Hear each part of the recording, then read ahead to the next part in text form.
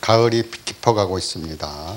깊어가는 가을에 함께 말씀을 상고해 보겠습니다. 오늘 말씀은 시편 89편 14절입니다.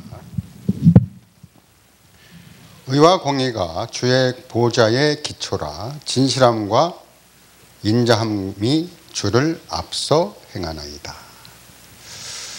의와 공의가 주의 보좌의 견고한 기초입니다. 이런 의와 공의에 관해서 우리는 함께 상고해보는 시간을 갖겠습니다. 의는 하나님의 보좌의 견고한 기초이기 때문에 불의한 우리를 주님의 보혈로 말미암아 의롭다 하심을 우리에게 주셨습니다. 주님의 보혈은 5가지의 효능이 있는데 첫 번째로 볼 수 있는 것은 죄 사함입니다. 두 번째는 죄 씻음이죠. 세 번째는 우리를 의롭다 하는 칭의고, 네 번째는 원수 되었던 우리와 함께하는 화목입니다. 그리고 우리를 위치적으로 거룩해 하는 성화, 이 5가지가 주의 이렇게 보혈로 말미암아 가능한 것입니다. 우리 이러한 칭의에 관해서 우리가 의인이 아니라는 사실을 늘 인정을 해야 됩니다. 그래서 우리는 주님께 이러한 의를 항상 구하고 그 의에 따라 살기를 배워야 합니다. 특별히 마태복음 5장 3절에서는 또 5장 10절에서는 심령이 가난한 자는 복이 있나니 천국이 저의 것이며, 또 10절에서는 의를 위하여 핍박을 받는 자는 복이 있나니 천국이 저의 것이니라, 이렇게 말씀하고 있습니다. 또한 11절에서는 너희가 이러한 일로 인하여 핍박을 받을 때는 기뻐 뛰놀라, 이렇게 말씀하셨습니다. 그리고 우리의 선진들, 믿음의 선진들이 동일하게 많은 고난과 핍박을 받았다고 우리를 의로하고 계십니다. 그래서 의를 위하여 핍박을 받는 것은 아주 중요한데, 우리가 잘못을 저질렀을 때의 핍박을 받는 것과는 사뭇 다르다라는 것을 볼 수 있습니다. 이렇게 우리는 의를 위하여 살아야 되고, 불의를 보면서 다시금 한 번쯤 생각을 해야 합니다. 작금의 많은 사태에서 우리는 이러한 불의한 부분들을 보는데, 이러한 불의한 부분들이 성경에서 어떻게 말씀하고 있는가 좀 찾아보도록 하겠습니다. 고린도전서 6장 9절에서 한번 보겠습니다.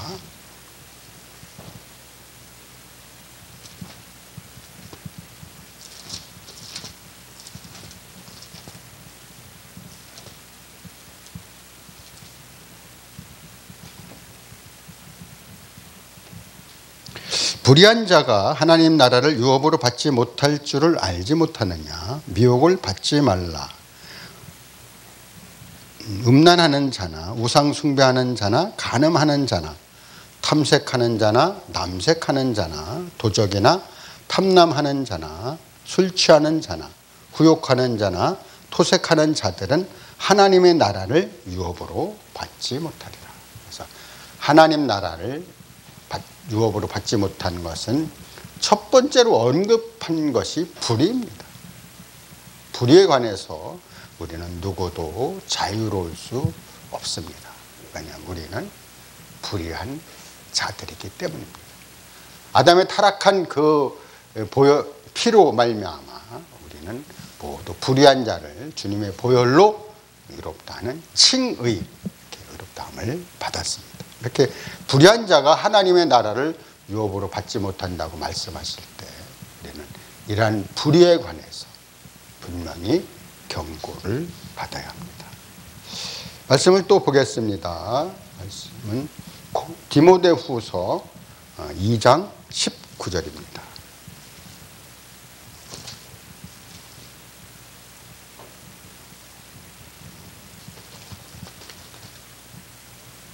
그러나 하나님의 견고한 터는 섰으나 인침이 써 일렀으되 주께서 자기 백성을 아신다 하며 또 주의 이름을 부르는 자마다 불의에서 떠날지어다 하였느니라. 이렇게 불의에서 떠나는 것이 필요합니다. 의와 공의가 하나님의 견고한 기초이기 때문에 불의를 가진 우리는 절대로 하나님 보좌를 접촉할 수도 없고 만질 수도 없습니다. 그리고 보상으로 보좌에 함께 앉게 하여 준다는 말씀을 받아들일 수가 없습니다. 이렇게 해서 우리는 불의에서 떠나는 것이 필요한데, 이사야서 이 말씀을 통하여 사도 바울이 디모데 자기 참 아들에게 서신을 통하여 경고한 것입니다. 우리는 이런 불의에서 떠나기를 배워야 되는데, 그 불의가 우리에게 유익이 되지 못하고 사단의 이런 괴계에 함께할 수 있다는 것을 경고로 받아야 할 것입니다. 이러한 불의를 또 한 군데 보겠습니다. 히브리서 8장 12절입니다.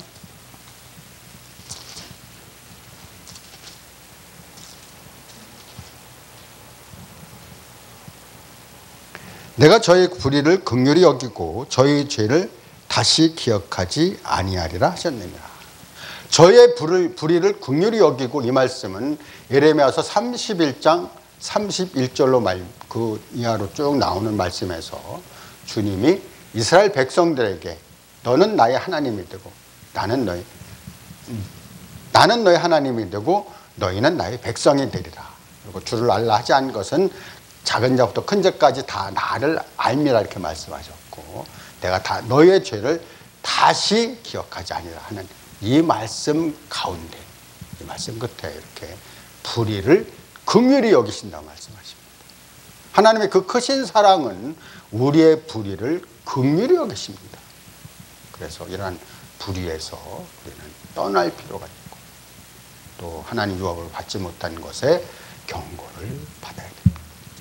오늘 많은 이런 불의가 있습니다. 이 불의를 보고 우리는 거기서 떠나야 되고, 또 그러한 경고를 받아야 함에도 불구하고 우리는 침묵하고 있습니다. 과연 이러한 침묵이 맞는 것인가?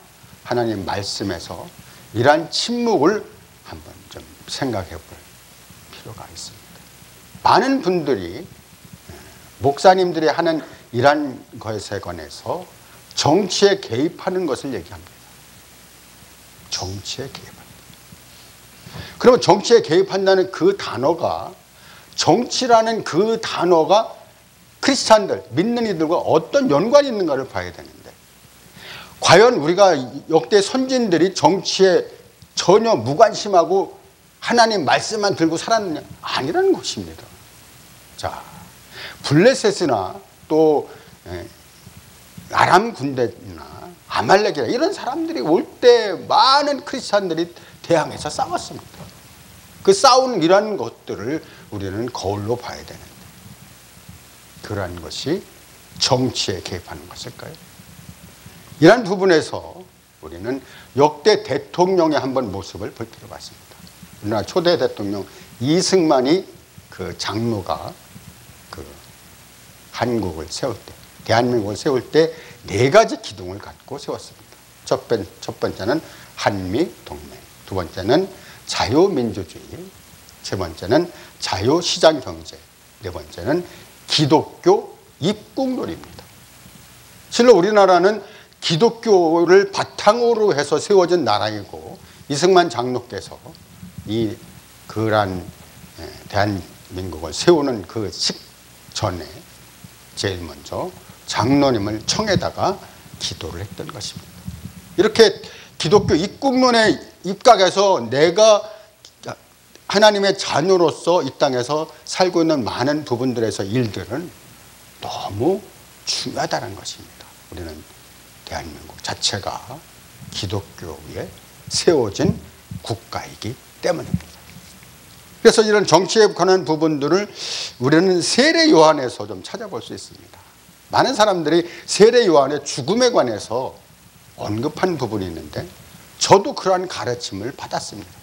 그런 말씀을 상고해 보면서 그것이 아니라는 것을 깨달았는데, 자, 세례 요한에 관한 부분을 우리는 마태복음 11장에서 좀 찾아볼 수 있습니다.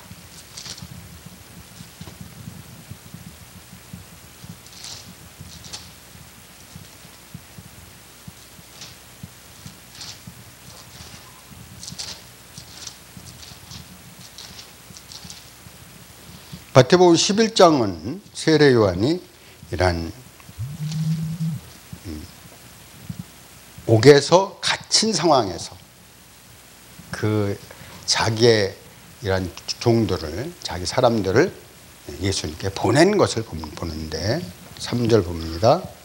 2절부터 보겠습니다. 요한이 옥에서 그리스도의 하신 일을 듣고 제자들을 보내어 예수께 여짜오되, 사람을 보냈습니다. 나는 옥에 갇혀 있는데 사람을 보내서 오실 그이가 당신이 오니까 내가 다른 일을 기다려오니까. 세례 요한은 예수님에 관해서 잘 알았습니다. 그리고 그의 앞길을 예비하는 선주자가 되어서 그의 길을 열었습니다. 그리고 그가 자기 사역이 끝나는 상황임에도 불구하고 끝나지 않고 예수님 사역과 경쟁하기 때문에 주님이 주권적으로 그를 감옥에 넣게 했습니다. 감옥에 넣은 상황에서 예수님께 사람을 보내서 오실 그이가, 메시아가 당신입니까? 내가 다른 일을 기다려 합니까? 하고 묻고 있는 것입니다. 이 물음은 곧 내가 감옥에 있는데 왜 나를 건져주지 않습니까? 이런 얘기입니다. 이렇게 할 때 예수님은 분명히 말씀하셨습니다. 너희가 광야에 나갈 때 무엇을 고르고 나갔느냐? 흔들리는 갈대냐. 세례 요한은 흔들리는 갈대가 아니었습니다. 그는 메뚜기가 석청을 먹으면서 낙타 털옷을 입고 허리에 가죽띠를 띠고 예수님의 사역을 증거했습니다. 그리고 너희가 좋은 옷을 입은 사람을 보려고 나갔더냐? 좋은 옷을 입은 사람은 왕궁에 있다고 말씀하십니다. 그래서 세례 요한이라는 모습들을 표현하면서 사람으로 미혹을 받지 않도록 주의하라고 말씀하셨습니다. 이 세례 요한이 마태복음 14장에서는 목을 베는 것을 보는데, 목 베는 장면을 우리는 볼 수 있습니다. 14장 3절입니다. 전에 헤롯이 그 동생 빌립의 아내 헤로디아의 일로 요한을 잡아 결박하여 옥에 가두었으니, 이는 요한이 헤롯에게 말하되 당신이 그 여자를 취한 것이 옳지 않다 하였습니다. 세례 요한은 그 헤롯의 이란 부분에서, 그러니까 자기 그러니까 동생의 아내, 그러니까 그 제수 씨를 취한 것에 관해서 세례 요한은 책망을 했습니다. 그 책망한 것이 울무가 되어서 헤로디아가 그 딸을 시켜서 그의 목을 베게 한 이 사실이 있습니다.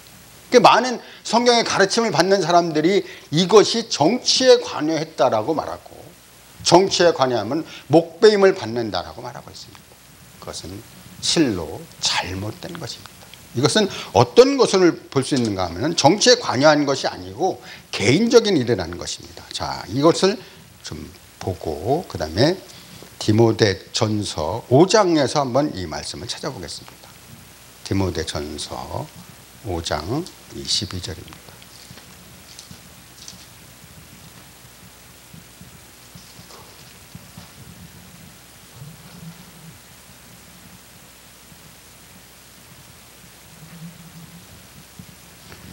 아무에게나 경솔히 안수하지 말고 다른 사람의 죄에 간섭지 말고 내 자신을 지켜 정결케 하라.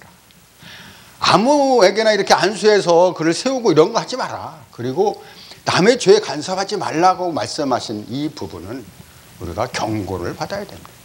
다른 사람들이 어떻게 하는 이런 부분들에서 우리는 내가 의인인 것처럼 해서 다른 사람의 잘못을 자꾸만 드러내고 들춥니다.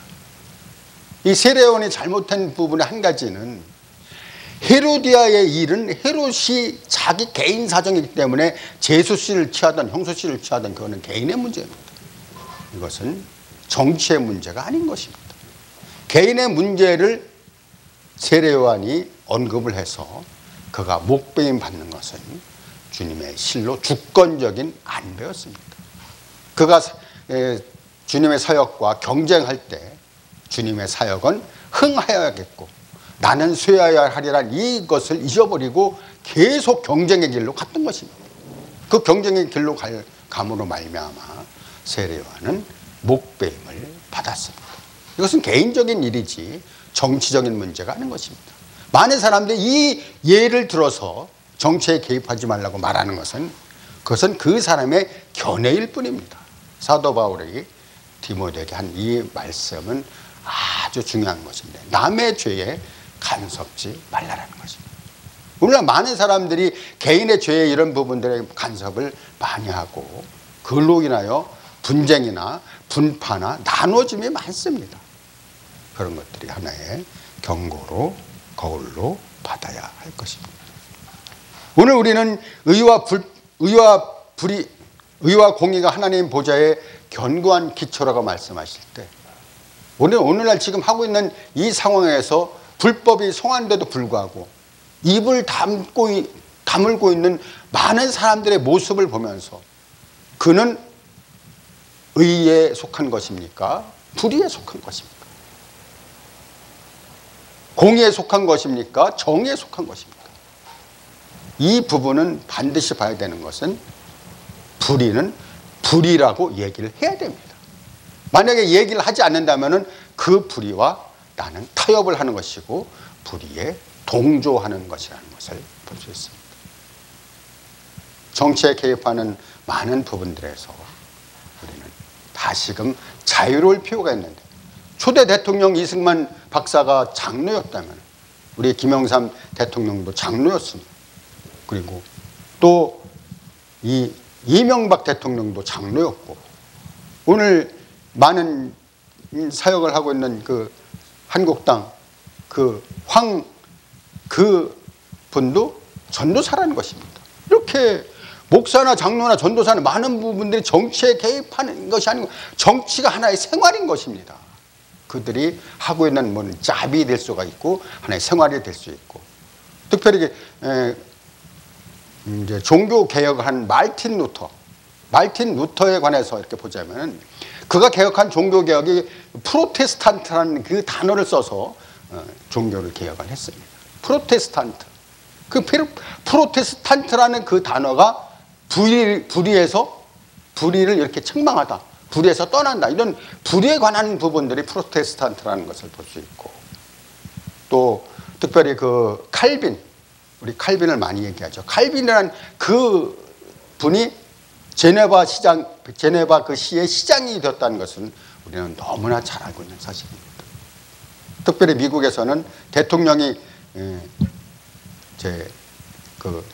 대통령이 세울 때 반드시 성경에다 손을 얹고 그리고 나는 대통령으로서 나라를 지키고 백성을 이렇게 하면서 선서하는 모습을 봅니다. 이런 모습에서 정치에 개입하는 것에 책망하지 않으시기를 바랍니다. 우리는 실로 이 정치라는 그 단어 자체가 역사에 이렇게 연관된 것인데 역사라는 그 영어를 보면은 히스토리입니다. HISSTORY. 그래서 his story, history. 그래서 그의 이야기인데 그의 이야기가 바로 역사하고 정치인 것입니다. 그가 누굽니까? 우리 주 예수 그리스도인 것입니다. 우리는 이렇게 오늘날 되어지고 있는 많은 부분들에서 내가 혹시 침묵을 하고 있지 않은지 불의를 보고 나는 불의와 타협을 하고 있는 것이 아닌지 아니면 불의를 보고 이거 불의다 이렇게 얘기를 못하는 이러한 것에 한번 생각해 주시기 바랍니다. 이 정의라는 단어가 신약에 보면 한 번 나오는데 이 정의라는 단어를 한번 보겠습니다. 마태복음 23장 23절입니다.